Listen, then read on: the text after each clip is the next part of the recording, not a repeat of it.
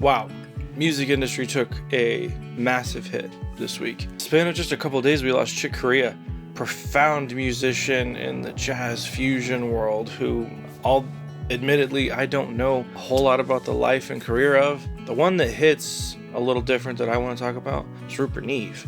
As engineers, as producers, as people who work in or around recording studios, this is somebody that affected everything that we do, way more than we realize.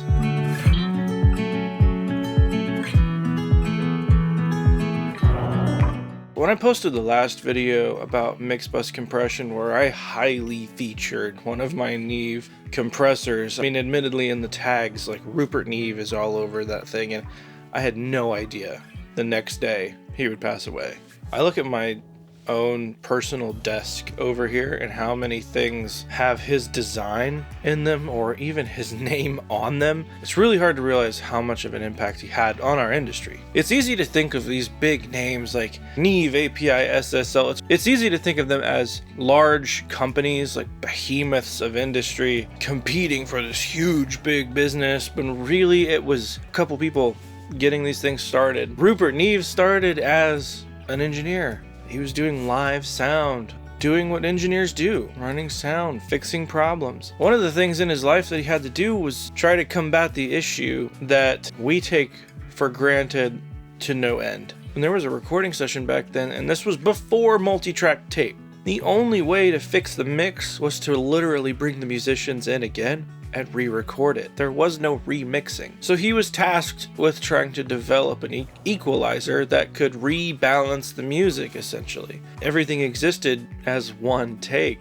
There were EQs back then. Think Pultex. Obviously that is a legendary piece that people still want to this day. However, it didn't solve the problem that he was facing, which was rebalancing music in a little more of a surgical way, because Pultex were really gentle, meant to fix the issues as you're losing your top end pressing onto vinyl. So his answer was developing a more surgical EQ where you could literally get in and rebalance the mix through EQ. He developed consoles for different buildings where they're still there. His company, Neve, wasn't started until the 60s, which blows my mind when I think about this technology, which has seemingly been around forever, grabbed such a hold on the industry that it was started in the 60s and got as big as it did. Where everything was valves and tube consoles, he made transformers. He went on to start different companies after his own company was forced to close. He started Focusrite.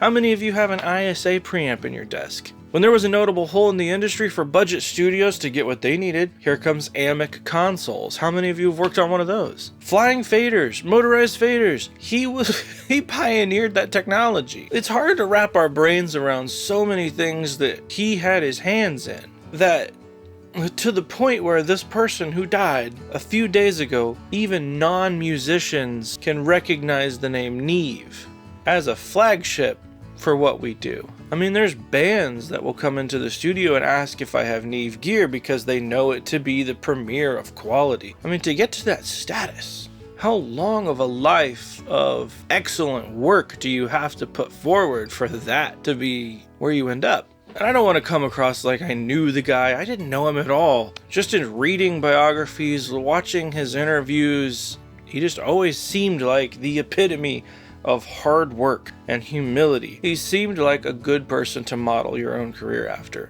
And I don't want it to come across like this is sad and depressing and it's all over. It's not. If anything, this has been really reflective and inspiring. When I think about what I could learn from his life, it's to not do what everyone else is doing. In a world of tubes, don't be afraid to make transformers. In a world of gentle EQs, maybe you need to make a surgical one. In a world where your company is forced to be liquidated, go start the next amazing company. I mean, how many of us, our business ventures were to crumble around us, how many of us would look at that as defeat? Just say, well, that's it, that's over. No, this dude went on to start Focusrite, and then a few other things. There was no stop. There was no quit. There was no defeat. It was work. He loved what he did.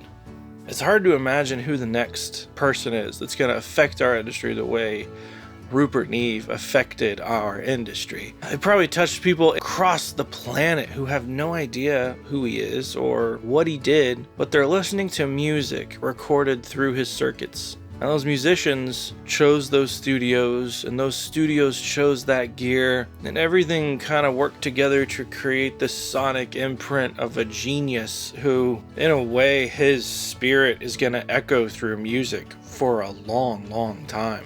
And most people won't even know his name. What a legacy. So I guess don't take from this, you need to be sad, and I'm not sad, even though I guess I'm wearing all black today. I didn't really plan that, at least consciously. I don't know that there's a better source of inspiration. You guys have heard me say that gear does not necessarily matter on this channel. You can run a studio with the cheapest gear out there. It's about the song. It's about how you use your tools. It's not about the tools. But we'd be remiss if we didn't acknowledge the fact that a man made damn fine tools. Tools that I don't plan to let go of anytime soon. Tools that I'll continue to use every day and be continually inspired by the legacy of a man who loved what he did and did it really, really well. Anyway guys, different video for the channel. If you've never been here before, channel's Recording Studio Loser. I'm the resident loser, Jeremy, where we talk about tips, tricks, and tutorials around recording and the studio and how to have meaningful relationships in the music industry. If that's something that seems like you're into, go ahead and hit that subscribe button or the bell if you want to be notified when I put a video out. Anyway guys, I'm resident loser, Jeremy. See you later.